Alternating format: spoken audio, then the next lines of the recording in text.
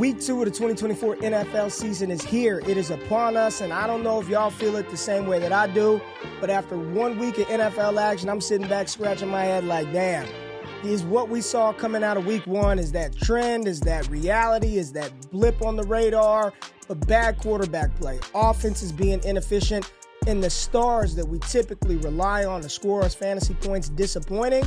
It's been a weird start to the season. No preseason, things should get better. I ain't worried about the end of the season. I'm trying to figure out what the hell to do here in week 2, especially with the wide receiver group, and that's what we're going to talk about on this show. My top 26 wide receivers. We're looking at matchup, we're looking at expert consensus ranking, and most importantly, we're going to look at the usage of these wide receivers coming out of week 1, try to predict, try to project what could happen here in week 2. So I appreciate you giving me a little bit of your time. We ain't even finna play around. We're going to get right into it after the intro, and if you stick around to the end of the video and you find the information actionable and or entertaining, hit that thumbs up button, like the content, subscribe for your boy. But here we go, week 2, wide receivers, ranking them, using Trinity. Right now after the intro, let's get it.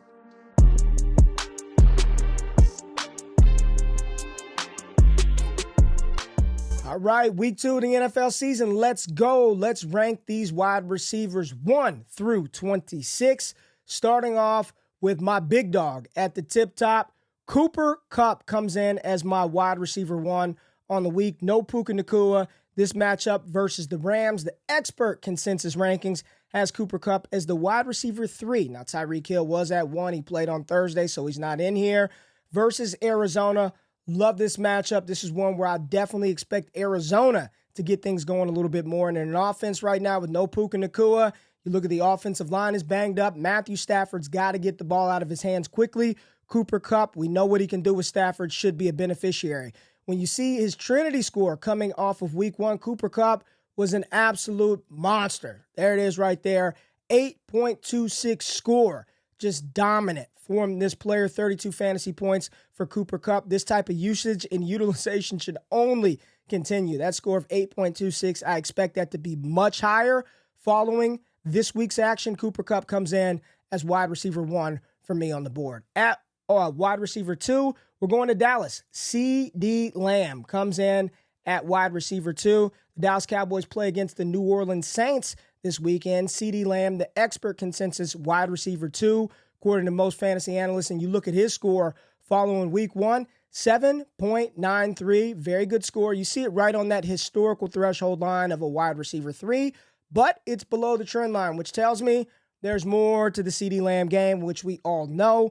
Expect his Trinity to fully be inside the 8s and the 9s after this week and a much higher fantasy output. CeeDee Lamb coming in as my wide receiver 3 on the week. Great usage, and we know that's going to continue moving forward. Now, my wide receiver 3 on the week, really love this matchup for A.J. Brown versus the Atlanta Falcons. We saw Atlanta struggle mightily in week 1 with Kirk Cousins at the helm. But A.J. Brown, this is a matchup where he, Jamar Chase, the entire Philadelphia Eagles team should cook. And A.J. Brown did just that. The usage after week 1, incredible. 8.91, 22, 23 fantasy points for A.J. Brown.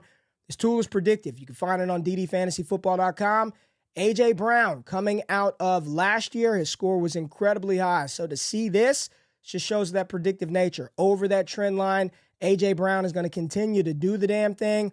Love him here as my wide receiver 3. Can make a case to have him as the top dog on the week versus an Atlanta offense that did not seem to be able to get it going in week 1. My wide receiver 4 on the week is a player who did not perform well at all in week 1. A lot of people a little concerned about the splits between Amon Ra St.Brown and Jameson Williams, but not me. Amon Ra St.Brown comes in as my wide receiver 4 on the week. ECR, he's a wide receiver 5. Good matchup versus Tampa Bay right here, who should also be able to move the ball, which should lead to more opportunities for Amon Ra St.Brown. And you pull up his Trinity, there's no doubt about it. Poor score. 3.54 is awful usage for Amon Ra St.Brown. The cool thing about this tool, it has nothing to do with the scoring. It's just gauging and showing you how much wide receiver friendly stuff a player is doing inside their own offense. All the yards per route run, target share, first downs per target, all of those things are tied and wrapped into the score. All this is telling you right now is week 1, he wasn't utilized. He wasn't even utilized. So while there is some panic, some concern, oh my gosh, this just tells me right now this is fraudulent. Amon Ra St.Brown not even being asked to do the types of things that score us fantasy points. Do not expect that trend to continue here in week 2. Amon Ra St.Brown, fire him up, wide receiver 4. And in that same matchup, really, really, really bullish on Mike Evans. Mike Evans should be set, ready, let's go. Baker Mayfield was incredible. Week 1, both Mike Evans and Chris Godwin had incredible Trinity scores. Usage and utilization coming out of week 1, 7.06 for Mike Evans. He scored 23 fantasy points. We know he scored 2 touchdowns on the week, but his usage in the offense at that 7 range, want to see that a little bit higher. Just letting you know, you want your receivers, the real impactful ones for your fantasy roster between a 7.5 and above. Anything below that, you're hoping and betting on touchdowns and some of those unpredictable things. You want him doing more wide receiver stuff in this offense, and I believe that happens versus a Detroit team who wants to keep the momentum going. This is a playoff rematch. Mike Evans coming in as one of the top 6 wide receivers for me on the week. So we got Cooper Kupp, CeeDee Lamb, A.J. Brown, Amon Ra St.Brown, Mike Evans. Let's keep the train rolling. Wide receiver 6 for me on the week. Let's get the Trinity off of here. My wide receiver 6 after Mike Evans on the week, we are going to go to Cincinnati. And I know this team, a little underwhelming in week 1, but I believe they get this thing together here, at least try to get the offense on track and get Jamar Chase more involved in the offense versus Kansas City. So for me, Jamar Chase is coming in as my wide receiver 6 on the week. Let's get Chase pulled up on the board. Right after Mike Evans, Jamar Chase, wide receiver 6. And right after Chase, let's just get his buddy on the board. We're going Justin Jefferson as wide receiver 7. So those are my top 7. We got A.J. Brown, Amon Ra, Mike Evans, Jamar Chase, and Justin Jefferson in that cluster right after Cooper Kupp and CeeDee Lamb. And let's just take a look at the usage of Jamar Chase following week 1. He had a score of a 7.04, below the trend line, 12 fantasy points. We know he only had 6 opportunities, converted that.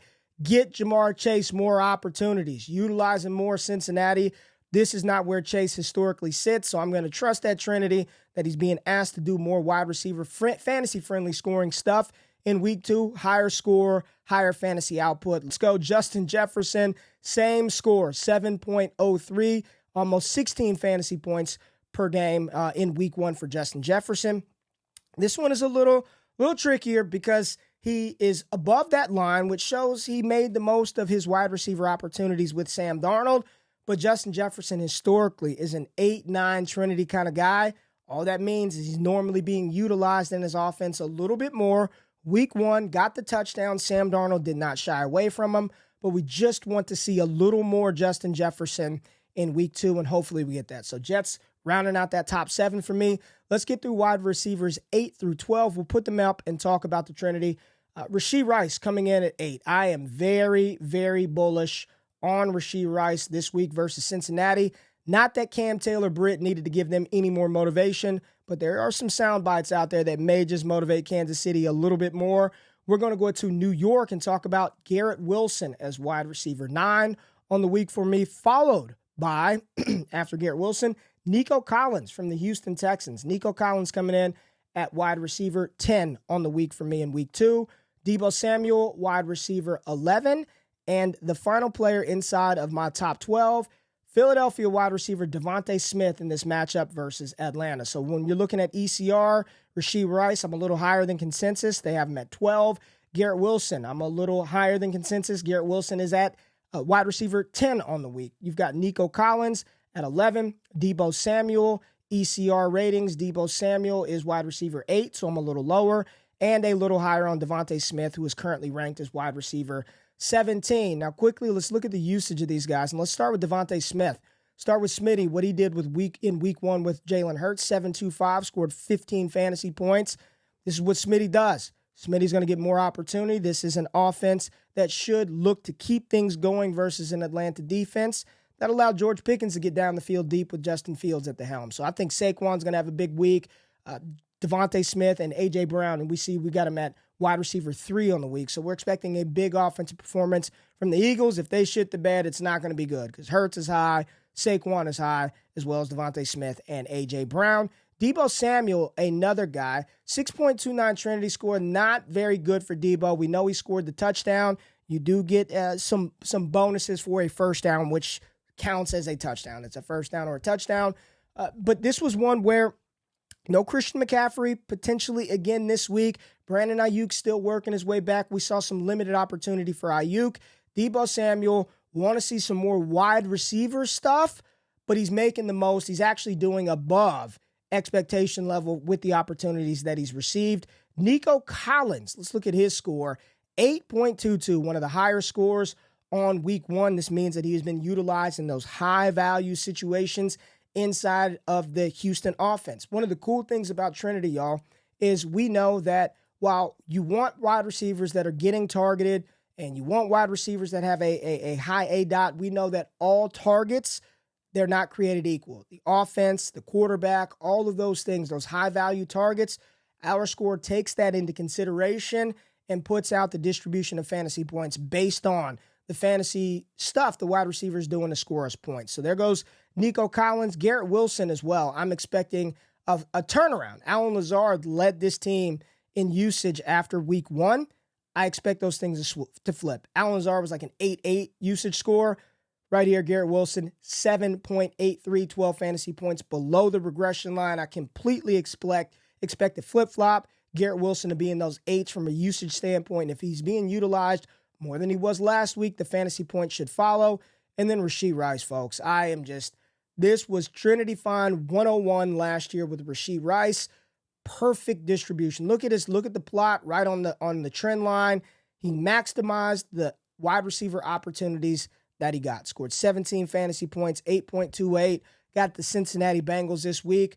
This should be a high-scoring affair for Kansas City, and I expect Rashee Rice to continue to do what he did in week one going into week two. Now, so let's move on to wide receivers 13 through 30. Wide receivers 13 through 30. Start off at 13. We've got Chris Godwin of the Tampa Bay Buccaneers. I'm all in this Tampa Bay-Detroit game. Chris Godwin coming in at wide receiver 13.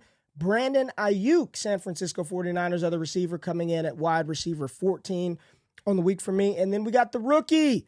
Let's get the rookie in here. And no, not the one that people were questioning the effort. Malik Neighbors coming in at wide receiver 15 on the week, followed by Tank Dell at wide receiver 16. Tank Dell in this Houston offense, I know people are like, Diggs is the one that scored all the touchdowns. Well, we'll talk about Stephon Diggs here shortly. Tank Dell coming in as wide receiver 16. Wide receiver 17, we'll go with the other rookie. Where are you at, Marv? Where are you at, Mr. 16 miles an hour? Marvin Harrison Jr. coming in at wide receiver 16, followed by Chicago Bears. DJ Moore coming in at wide receiver 17. Following DJ Moore, we've got DK Metcalf. A lot of D's here. DK Metcalf, DJ Moore coming in at wide receiver 18. Wide receiver 19 on the week for me, George Pickens. Let's get George Pickens, GP, involved in the action. And wide receiver 20, final player that we're going to throw up here, Zay Flowers. Let's go to Baltimore and get old Zay Flowers in the mix. So you got Godwin at 13, Ayuk at 14, Neighbors 15, Dell 16, Harrison 17, Moore 18, Metcalf 19, Pickens 20. So I had too many. Zay Flowers is down here at 21, excuse me. George Pickens, Zay Flowers at 21. Let's talk through some of these scores really quickly, some of the utilization and usage. Chris Godwin, really, really, really good. Week one, he and Mike Evans over 7.74 usage score for Godwin, 22 points. Both of these guys above the trend line. Both of these guys very high. Baker Mayfield humming and connecting early with his wide receiver. This is the type of usage that I like seeing coming off of week one. So Chris Godwin, little higher than consensus. Who has Chris Godwin right now? Let me double check. Wide receiver 24 on the week versus Detroit. I'm much higher than consensus on Godwin. I'm going to trust this offense. Trust Baker Mayfield. We'll see how it plays out going into week three. Following Chris Godwin, we've got Brandon Ayuk. Talked a little bit about Ayuk coming off of week one. He was not involved in the offense that much. And when I see poor scores like this, like a 4 for Brandon Ayuk, very low score for Amon Ra St.Brown, this is a lot better than seeing Brandon Ayuk on the far right of this chart and way below the line to where he was being utilized a lot and not converting those opportunities. This poor score followed by a poor point per game output, just shows me that he wasn't used in the offense. He was not asked to do a lot of wide receiver stuff that typically scores fantasy points. So this is rust, right? Him not being around, him not being there. Brandon Ayuk, shake it off, get it together. Big game this week for the San Francisco 49ers. I expect them to bounce back. Malik Neighbors, very sort of middle of the road score in week 1. I think this is solid for a rookie. He and Wan'Dale Robinson both had similar scores, damn near identical output. This is one where I talked about this on Monday, and I talked about this privately in our Discord. I do a deep dive Trinity Report show in our Discord. You could join on patreon.com/allgas or ddfantasyfootball.com. But talked about Malik Neighbors, and inside of this score, what a lot of people don't know is he got nothing out of 11 personnel, which is 3 wide receiver sets.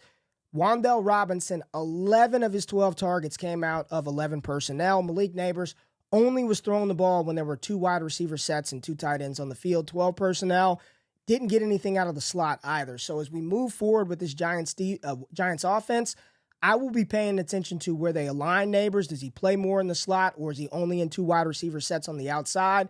And how does that target distribution play out? Move Neighbors around, get him involved in 11, and you'll see his usage go up. And he maximized what he was supposed to do based on his opportunities that he got.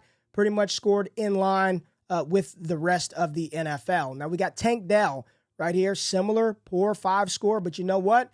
This is much higher than Stephon Diggs, whose usage score after week 1 was in the 3s. Diggs did score 2 touchdowns, but Tank Dell, he and Nico Collins, you look at their opportunities, where they align their targets, second on the team in targets, split with Nico Collins on outside slots and routes.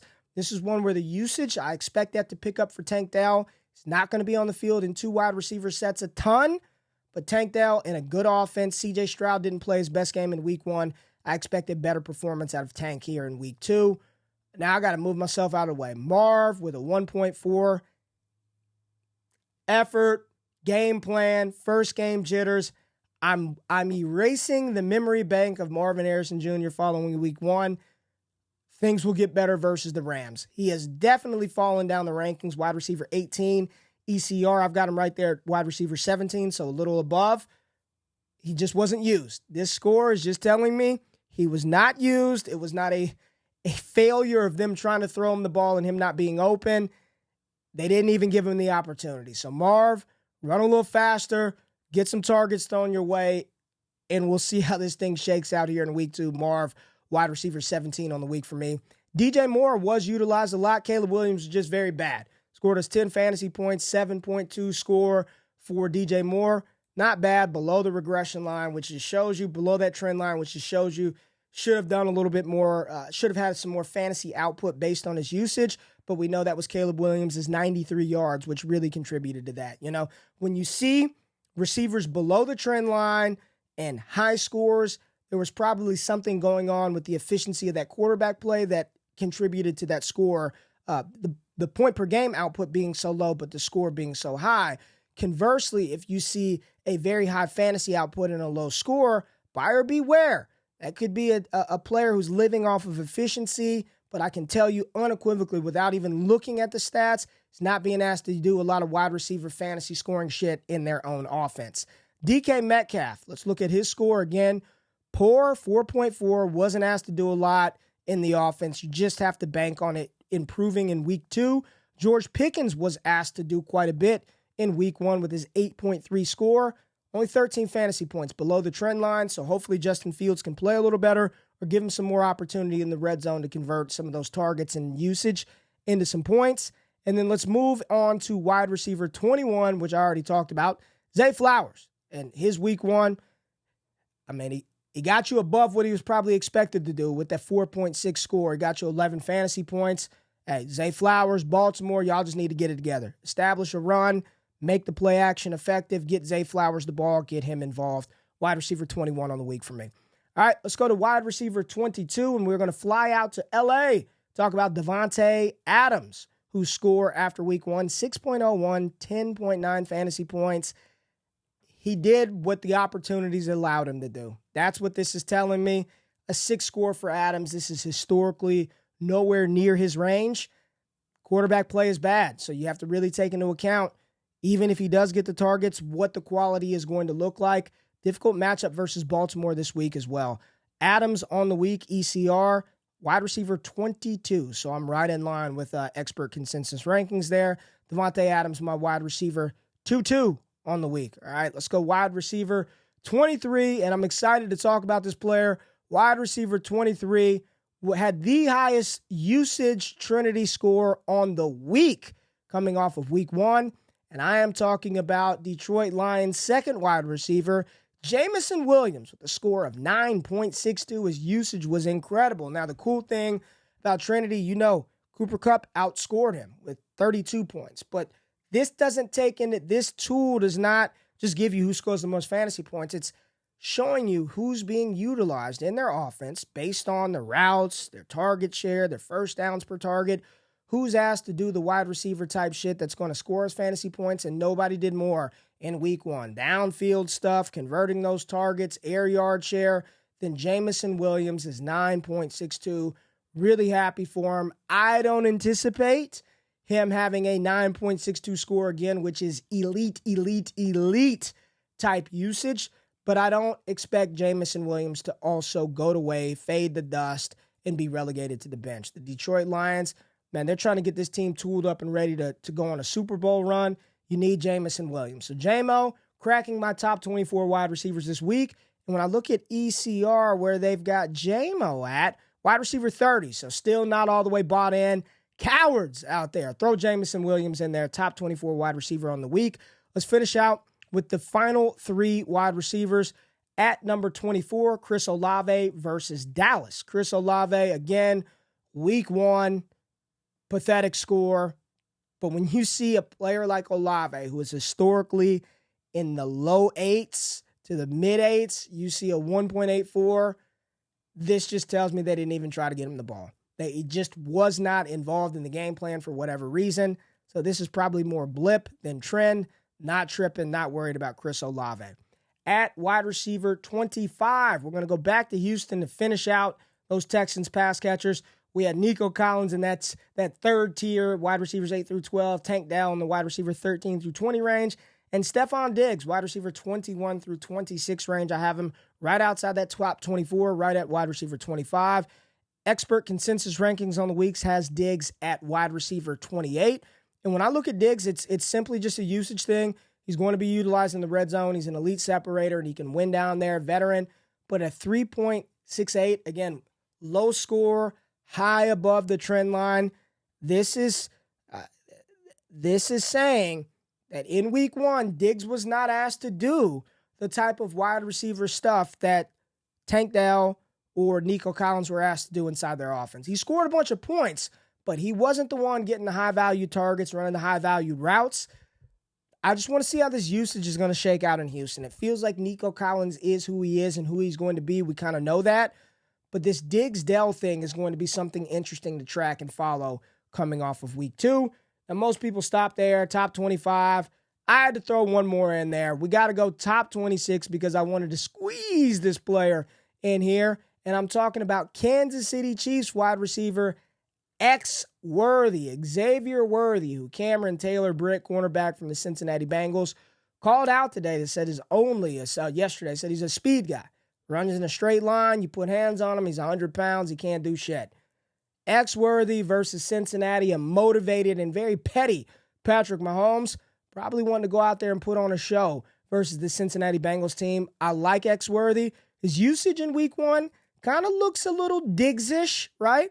Not a high Trinity score, 5.50, 20 fantasy points. And I know one of the plays you're thinking, it was a busted coverage. Well, he was deployed on the route that scores the high-value target. So that's a perfect example of when they're out there, he's the one running that route to where if there is a lapse in coverage, a lapse in defense, he's receiving the valuable targets that can score some fantasy points. So hopefully we see him utilized a little bit more in the offense. He didn't do a lot of wide receiver stuff, but this is an explosive one. I'll bet on some of that efficiency, that offense, that matchup. Xavier Worthy, expert consensus rankings. Where's he at on the week? Worthy, wide receiver 27 on the week. So a little higher on Worthy and Flowers and Tank Dell and Chris Godwin for sure. Some notable names not inside of there. Amari Cooper, which I have right at 27. So I would put Amari Cooper right in. after Xavier Worthy, top wide receiver for me. Calvin Ridley also not in there. I like Brian Thomas Jr., the young rookie from the Jaguars. Also, Terry McLaurin versus the Giants. We've got Jaden Daniels rated very high. Terry McLaurin is a top 30 wide receiver on the week for me. So Xavier Worthy, Diggs, Olave, J-Mo, Devontae Williams, Zay Flowers in that wide receiver 21 through 26 cluster. Wide receivers 13 through 20, Godwin, Ayuk, Neighbors, Tank Dell, Marv, DJ Moore, DK Metcalf, and George Pickens. Wide receivers 8 through 12, very bullish on Rashee Rice, Garrett Wilson, Nico Collins, Deebo Samuel, Devontae Smith. Wide receivers 3 through 7, A.J. Brown, Amon Ra St.Brown, Mike Evans, Jamar Chase, Justin Jefferson, and my top 2 guys on the week. Got to trust it. Cooper Kupp, CeeDee Lamb. There it is. Week 2 wide receiver rankings in the books. We wrapped up wide receiver quarterbacks and running backs on Wake Up this morning. So if you want that, make sure you pull up that show.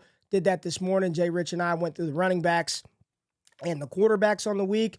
And quickly, because I know a lot of people are going to ask about the tight end position. A lot of people are going to ask about the tight end. So if we got a little bit of time, hang on with me and we'll quickly recap some of the tight ends.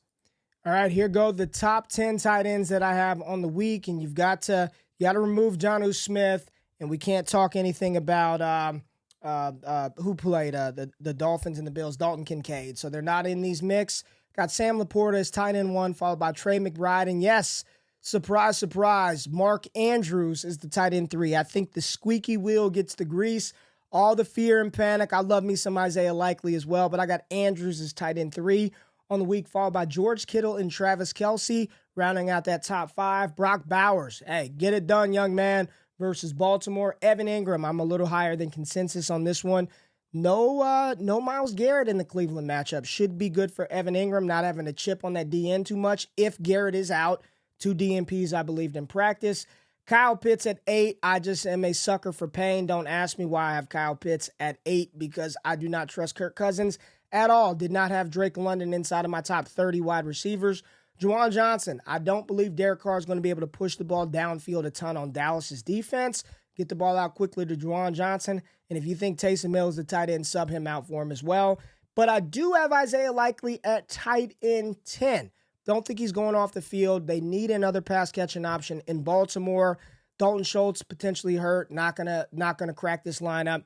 Ben Sinnott not in there yet. We've got no David Njoku. I considered Tucker Kraft, but Malik Willis, I'm not really sure about that. Cannot have Dallas Goedert as a top 10 option when Smitty and A.J. Brown are top 12. Saquon, my RB2 overall on the week. Just don't know if there's going to be enough for Dallas Goedert to get it done. And then Jake Ferguson. I know there are rumors and reports that Jake is going to play. I hope Dallas does the right thing by him and sit him. And no, I would not start Luke Schoonmaker if Ferguson is out. So there go my top 26 wide receivers and my top 10 tight ends on week 2. I appreciate y'all being here. If y'all stuck around to the end of the video, found the information actionable and or entertaining, hit the thumbs up button for your boy. Like, subscribe, comment, all that good stuff. Good luck in week 2. Go to DD Fantasy Football. Check out the usage tool, the Trinity Tracker, for all of your wide receiver needs. Y'all have a good one. I'm out. Peace.